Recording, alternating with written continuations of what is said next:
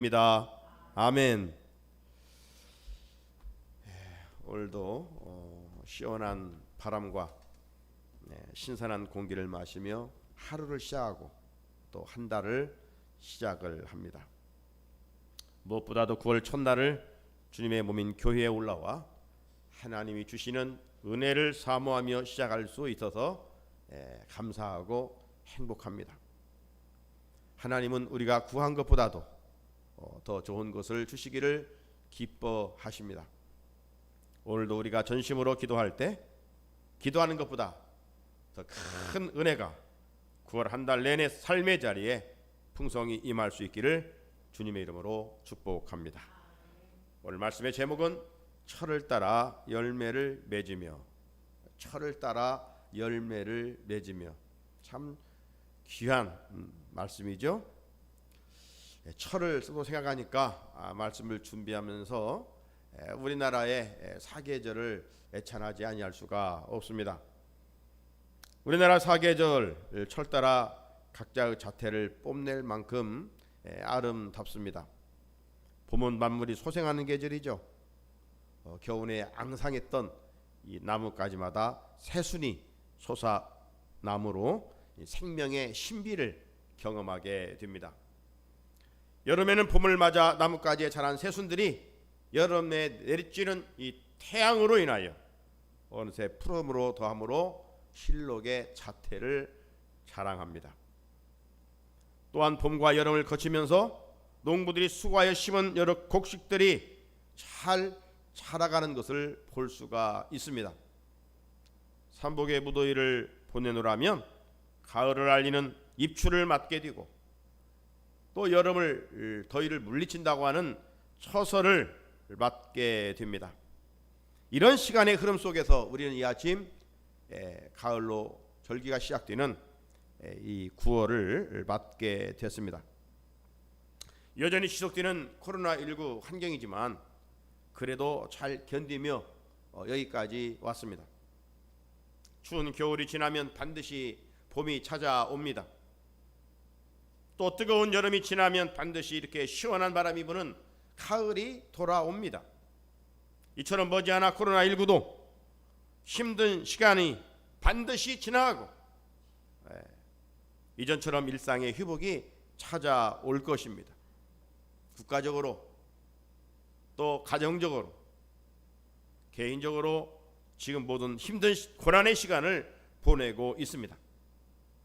기대하기는 지금 겪는 고난이 고난으로 끝나지 않고 욥이 고난을 통해서 이 귀로만 들었던 하나님을 내가 눈으로 봤다라고 고백했던 것처럼, 그런 은혜를 입었던 것처럼 우리를 또 이런 시련과 고난을 통해서 더 큰 은혜를 입고 우리의 모난 모습들이 다듬어지고 하나님의 사람으로 더 온전히 세워져가는 그러한 좋은 계기가 되어야 할 줄로 믿습니다. 2021년도도 이제 봄도 지나고 여름도 지나고 가을의 문턱에 왔습니다.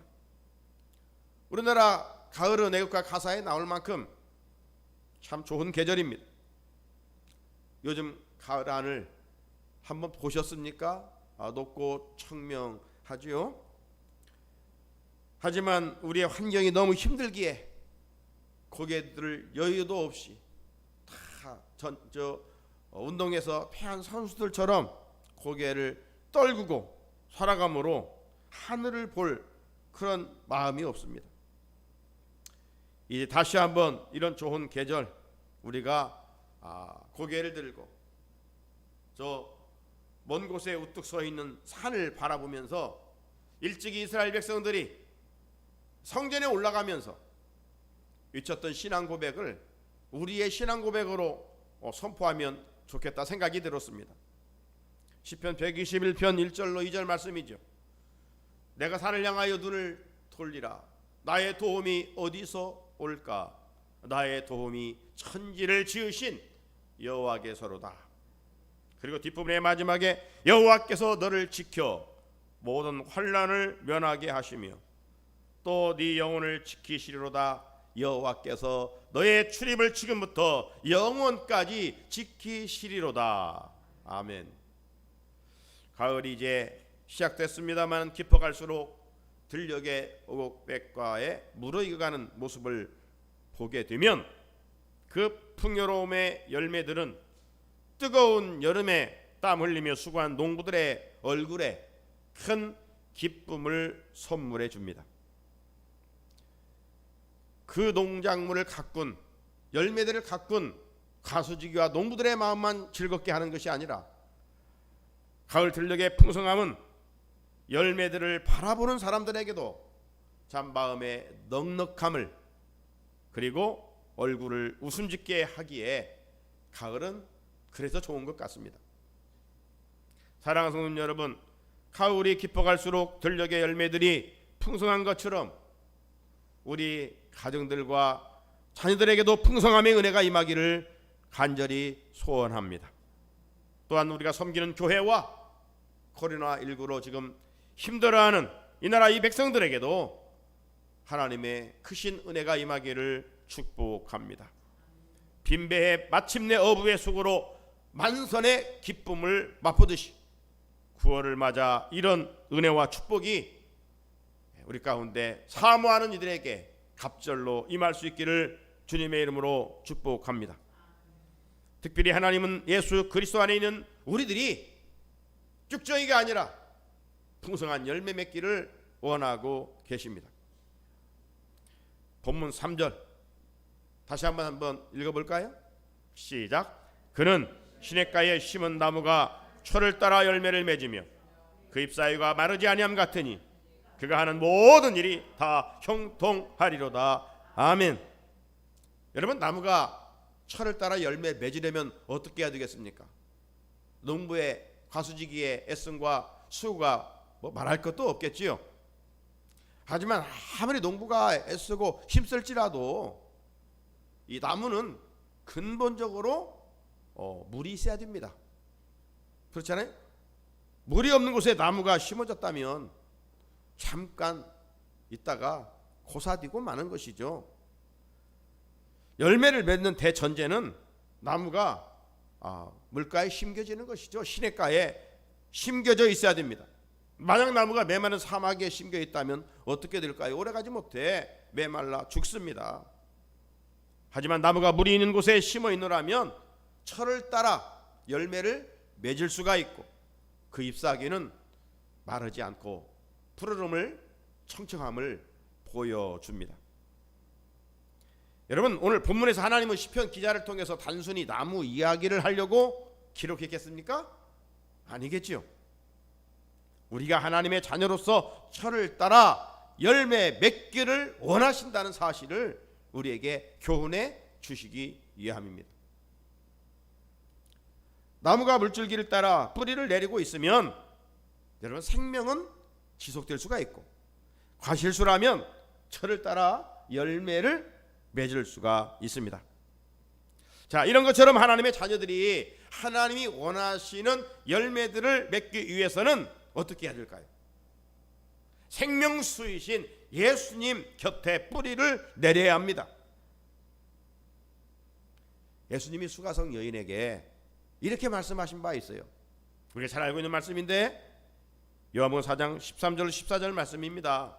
예수께서 대답하여 이르시되 이 물을 마시는 자마다 다시 목마르느니와 내가 주는 물을 마시는 자는 영원히 목마르지 아니하리니 내가 주는 물은 그 속에서 영생하도록 솟아나는 샘물이 되리라.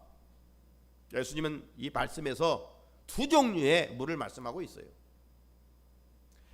마셔봐도 목마르는 물과 마셨는데 목마르지 아니하는 물을 말씀하셨습니다. 마셨는데 또 목마르는 물은 어떤 물일까요? 세상에서 마시는 물입니다.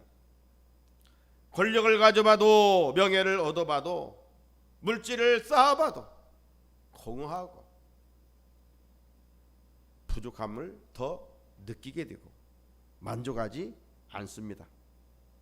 그래서 요한복음 4장에 등장하고 있는 수가성 사마리아 여인은 만족을 찾고자 5번씩이나 남자들을 바꿔가면서 이 남자를 만나면 행복하겠지, 저 남자를 만나면 행복하겠지, 그래서 결혼했습니다. 그러나 실망했습니다. 거기에서 자기가 원하는 행복지수를 맛볼 수가 없었습니다.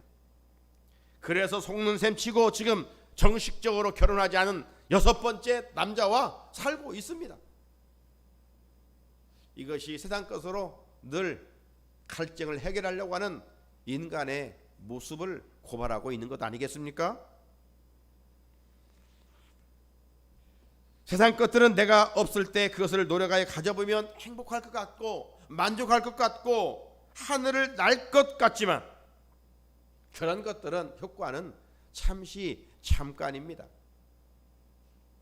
또 목말라게 되어 다른 것을 찾아 방황하게 됩니다. 그런 반면에 예수님이 주시는 물은 영원히 목마르지 아니한다라고 말씀합니다. 왜 그럴까요? 예수님이 주시는 은혜 안에서 맺는 열매들은 결코 나 중심에 이기적이지 않기 때문입니다. 나 중심으로 살면 목말라 할 수밖에 없어요. 더 가져야 되고 움켜쥐어야 되고 소유해야 되고. 주님 안에서 맺는 성령의 열매들은요, 맺을수록 내 자신도 행복하고 내가 부유하게 탐스럽게 맺을수록 상대방도 행복하는 거예요. 사도 바울이 갈라디아 교회 성도들에게 보낸 편지에서 성령의 열매들을 말씀하고 있는데 갈라디아 5장 22절에 이하에 뭐라고 말씀합니까? 오직 성령의 열매는 사랑과 희락과 화평과 오래 참음과 자비와 양선과 충성과 온유와 절제니 이 같은 것을 금지할 법이 없느니라. 한번 이런 열매들을 하나하나 생각해 보십시오. 사랑, 희락, 화평. 묵상하면 묵상할수록 우리 마음에 찬잔한 평안이 임하고 기쁨이 샘솟습니다. 여러분, 우리 마음에 평안이 있고요, 우리 마음에 기쁨이 충만하면 대인관계에 상처 줄 이유가 없어요. 대인관계에 고통을 주는 일을 하지 않습니다. 내 마음이 왜곡되고 내 마음이 상해 있기 때문에 그냥 입으로 험한 말을 상대방에게 해서 상대방에게 막 상처 주는 거예요. 성도로서 맺지 아니할 언어의 열매를 맺게 되는 것이죠. 그리고 더러운 행동을 하게 되는 겁니다. 사랑하는 우리 성산의 성도 여러분, 가을은 흔히 천고마비의 계절이라고 하지만 그 계절을 뛰어넘어 열매 맺는 좋은 계절입니다. 공동체적으로 맺어야 할 열매도 있지만 우리 각자 맺어야 할 하나님 앞에서의 열매가 있습니다. 그 열매는 회개의 열매입니다. 회개의 열매, 그리고 성령의 열매입니다. 그런데 여러분, 이런 열매들은 내 자의적인 힘으로 맺는 열매가 아니에요.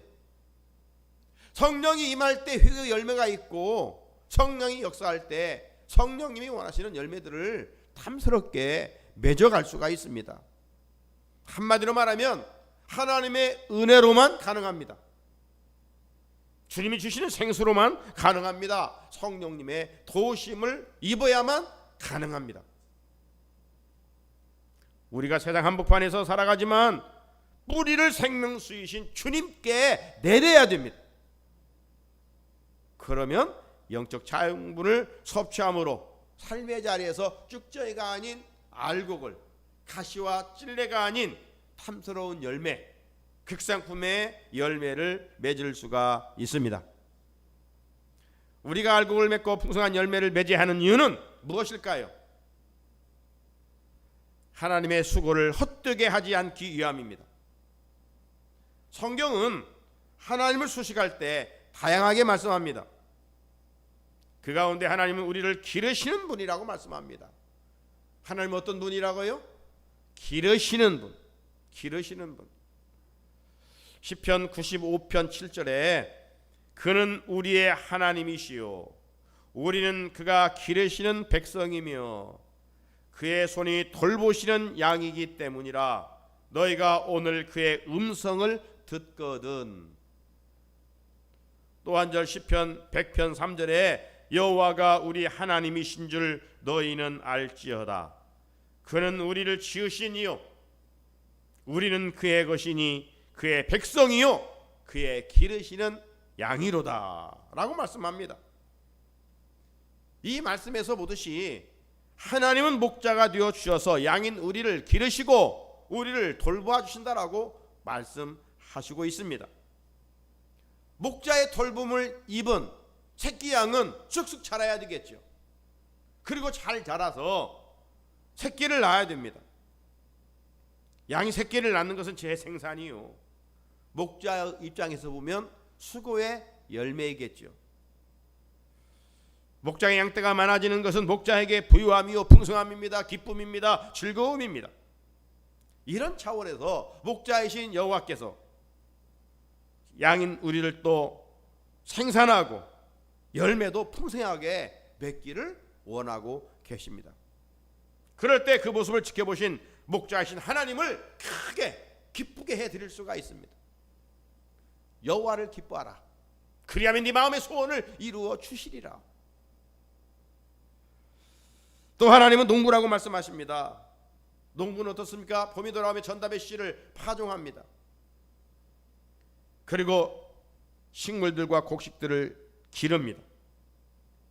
농부는 가을에 가서 수고한 것의 열매를 맺는 것을 알고 있기 때문입니다. 그래서 그들은 수고를 아끼지 않습니다. 만약 가을에 추수가 없다면 더운 여름에 추수할 필요가 없습니다. 수고할 필요가 없습니다. 하지만 농부는 수고하면, 심으면 열매를 맺는다는 이 자연 법칙을 알고 있습니다. 그래서 어려움을 극복하고 심혈을 다하여 농사를 짓고 작물들과 곡식들을 기릅니다. 이런 면에서 농부이신 하나님은 우리들을 말씀으로 기르십니다. 말씀으로 양육하십니다. 그래서 바울은 해산의 수고를 하면서 각 곳곳에 있었던 교회의 성도들이 믿음 안에서 잘 자라기를 원했습니다. 이것이 아비와 어미의 마음 아니겠습니까? 하나님은 우리를 기르시기 위하여 당신의 아들까지 내어주셨고 우리를 아름답게 세워가기 위하여 우리의 죄를 용서하시기 위하여 십자가에 피 흘려 죽게 하셨습니다. 그 희생으로 우리를 자녀 삼아 주셨습니다. 그렇다면 겨자씨 같은 작은 우리의 믿음의 나무들이 잘 자라서 주님이 말씀하신 것처럼 새들이 깃들 만큼 큰 나무가 되어야 하지 않겠습니까? 큰 나무는 나그네의 발걸음을 멈추게 하고 쉼을 제공합니다. 동네 어린아이들에게 놀이터를 제공해 주기도 합니다. 큰 나무는 사람들의 이익을 위해 존재합니다. 이처럼 생명수이신 예수님 곁에 심겨 뿌리를 내리고 그 안에서 영적 자양분을 섭취한 성숙한 그리스도인들은 이기적이 않다 이 말이죠. 다른 사람을 위하여 살아갈 수가 있습니다. 즉 이웃 중심으로 살고 다른 사람들을 섬기며 살고 타인의 유익을 주는 삶을 살 수가 있습니다. 얼마나 아름다운 삶의 모습입니까? 하나님은 우리들이 이렇게 변화된 삶을 살기를 소원하고 기대하십니다. 우리가 구원한 달 하나님이 원하시는 열매를 맺는 삶을 살기 위해서는 어떻게 해야 될까요? 지속적으로 거룩한 영양분을 공급받아야 됩니다. 농부가 한 번 거름 주고 끝나지 않잖아요.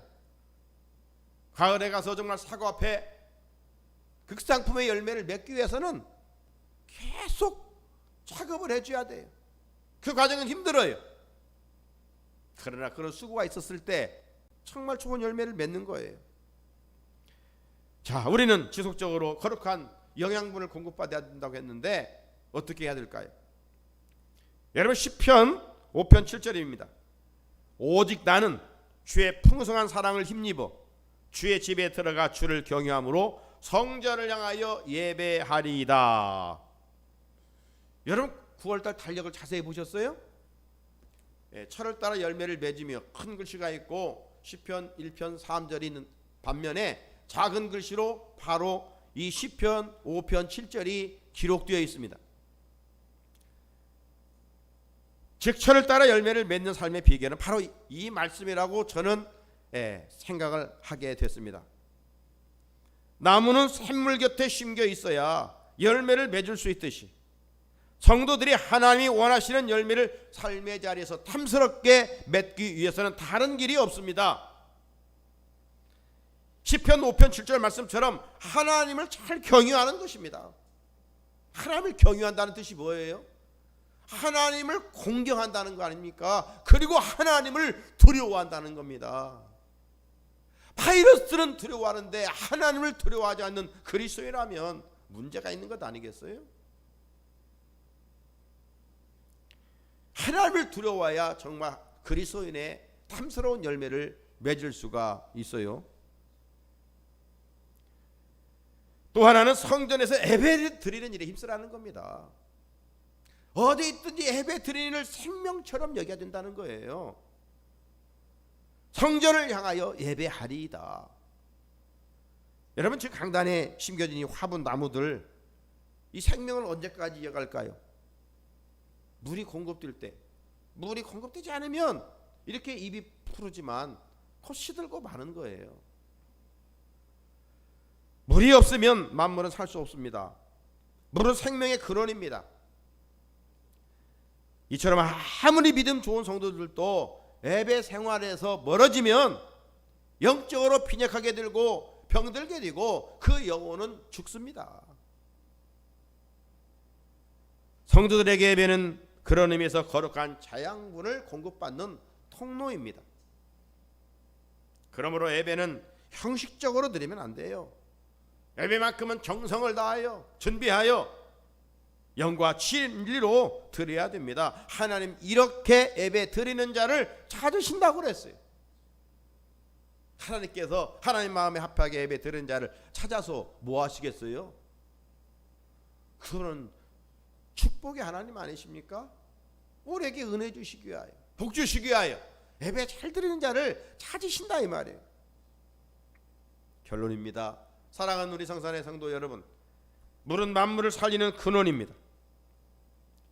이처럼 우리의 영혼을 살리는 물은 생수이신 예수 그리스도이십니다.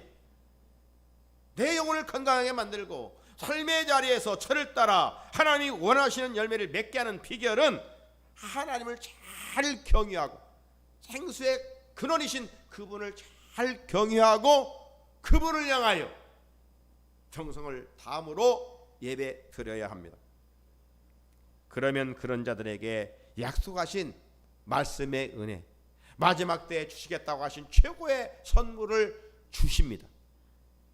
한 절 읽고 말씀을 마칩니다. 명절 끝날 곧 큰 날에 예수께서 크게 외쳐 이르시되 누구든지 목마르거든 내게로 와서 마시라. 나를 믿는 자는 성경에 이른 것 같이 그 배에서 생수의 강이 흘러 나오리라 하시니 이는 그를 믿는 자들이 받을 성령을 가리켜 말씀하신 것이라. 시냇가에 심겨진 나무가 열매를 맺는 것처럼 우리가 생수이신 그분 곁에 뿌리를 내리고 믿음의 나무가 자라가며 하나님이 원하시는 희귀의 열매, 성령의 이 열매, 극상품의 열매를 맺어 열매를 찾으신 하나님을 기쁘시게 드리고 여호와를 기뻐할 때 구원 한 달 동안도 우리가 구한 것보다도 하나님이 우리의 사정을 더 잘 아시고 더 큰 은혜로 함께 하실 줄로 믿습니다. 이 은혜가 우리 모두에게 있으시기를 주의 이름으로 축복합니다. 우리 같이 주신 말씀 붙들고 함께 기도드리겠습니다.